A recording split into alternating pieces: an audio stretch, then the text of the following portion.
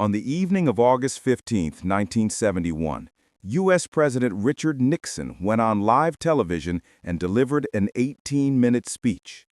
Most Americans didn't understand what he was talking about. But in reality, with this speech, Nixon committed the most massive and most elegant heist in human history.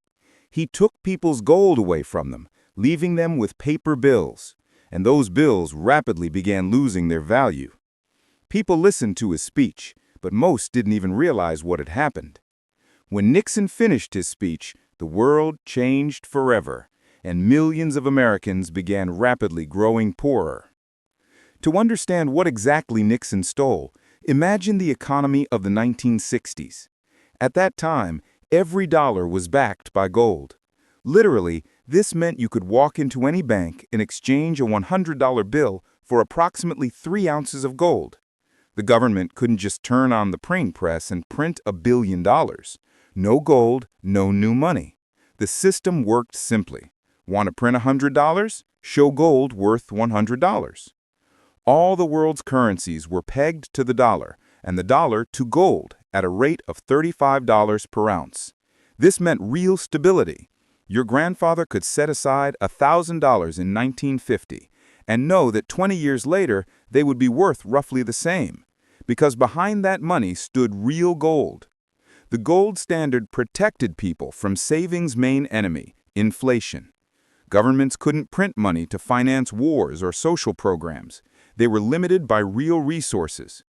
But it was precisely this limitation that irritated politicians.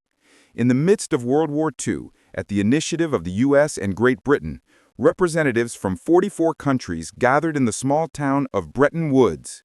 Their goal was to create a new financial system that would ensure stability in the post-war world. The essence was simple. The U.S. dollar is pegged to gold at a fixed price, $35 per ounce. All other currencies are pegged to the dollar.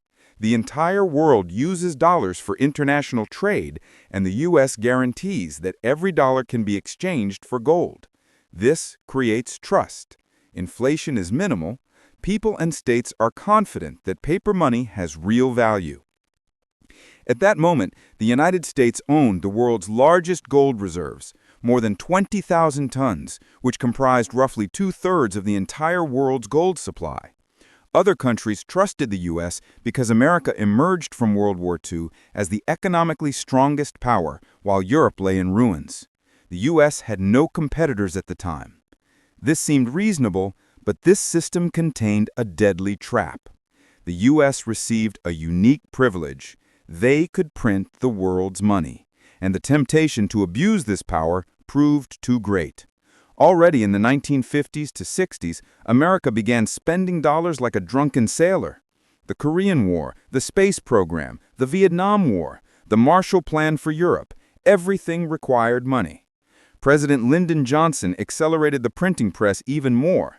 His massive social program, the Great Society, when the government began spending billions on the poor, required billions of new dollars, and the U.S. printed them, a lot, very much, more and more each year. By the late 1960s, simple arithmetic showed a catastrophe. Outside America, there were $80 billion worth of dollars, while gold in American vaults was worth only $10 billion. This meant that if all dollar holders simultaneously demanded gold, America would go bankrupt. Other countries began to notice this. The French were the first to understand this. In 1965, President de Gaulle publicly called the Bretton Woods system fraud and demanded real gold for their dollars. He sent a warship to New York and took away $150 million worth of French gold. The American government was forced to allow the French to take the gold. Other countries got the hint.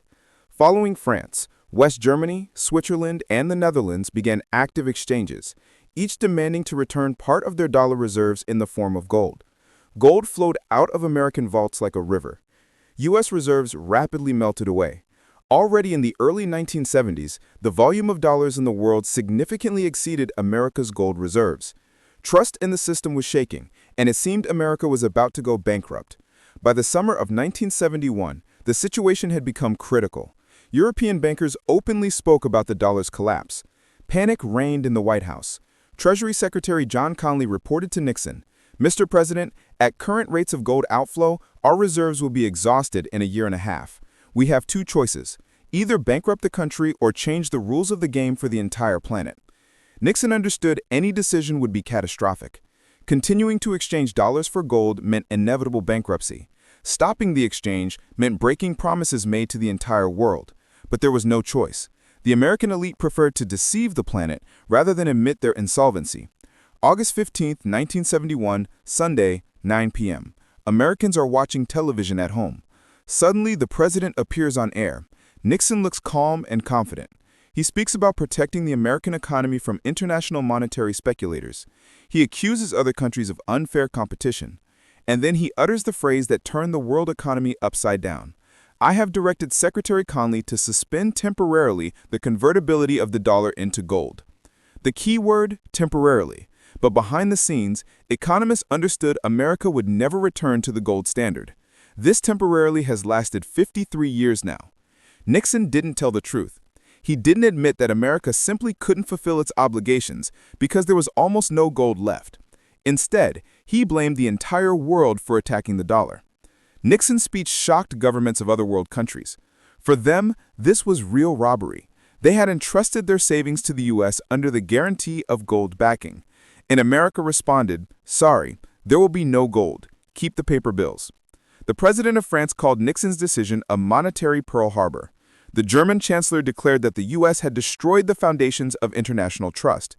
The British prime minister demanded an emergency summit. Panic began on currency markets. European exchanges closed early. Nobody understood how to value assets. Now European leaders tried to create an alternative system without the dollar. France and Germany began negotiations about a European gold bloc. But all these attempts didn't work. To everyone's surprise, it turned out that the U.S. dollar had grown too deeply into the world economy. Nobody wanted to completely abandon the dollar. And in 1974, after a series of closed negotiations, Washington and Riyadh signed a secret agreement. Saudi Arabia sells oil exclusively for dollars and reinvests the proceeds in American securities. In exchange, the U.S. guaranteed military protection of the kingdom and weapon supplies. This is how the so-called petrodollar appeared.